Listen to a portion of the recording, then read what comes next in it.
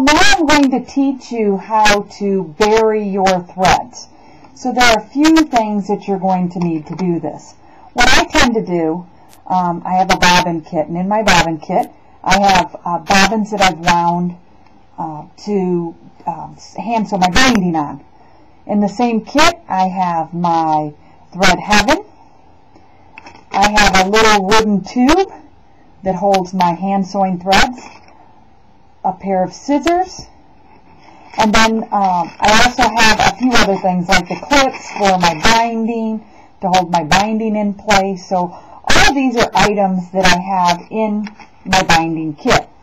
The most important item to bury threads is going to be a special needle. So inside of this wooden tube, open it up here, I have some hand sewing needles. And there's a specific one that I'm looking for. I have two types inside of my little holder here. And the one that I'm looking for is called an easy threading hand sewing needle.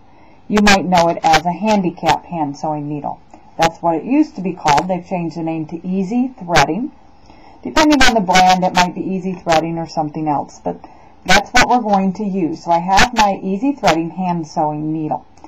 And then I have the threads that need to be buried. So there are lots of threads laying here that need to be buried. So I'm going to turn right to this thread right here. Okay? And I like my tails to be at least 3 inches. And this easy threading hand sewing needle has a slit in the top of the needle up here. So a regular needle, it has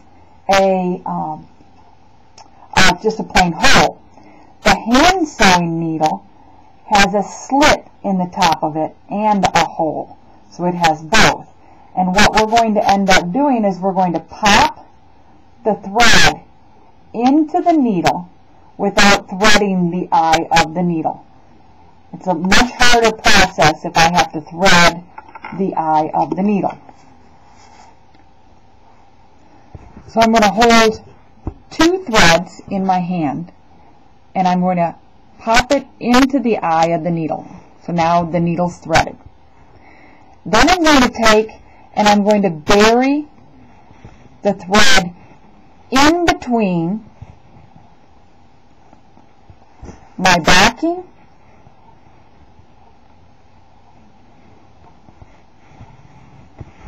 my batting and my quilt top. Now, I can do this while I'm on the frame like you see, or I could do it while sitting down.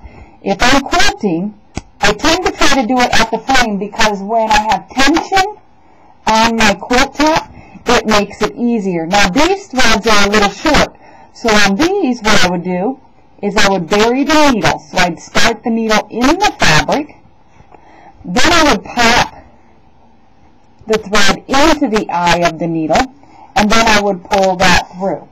So bury your threads in your quilt, and then we'll do our binding next, because that's the last thing we have to do is our binding. Happy burying those threads. You'll make a beautiful quilt when you're done. We're sure of it.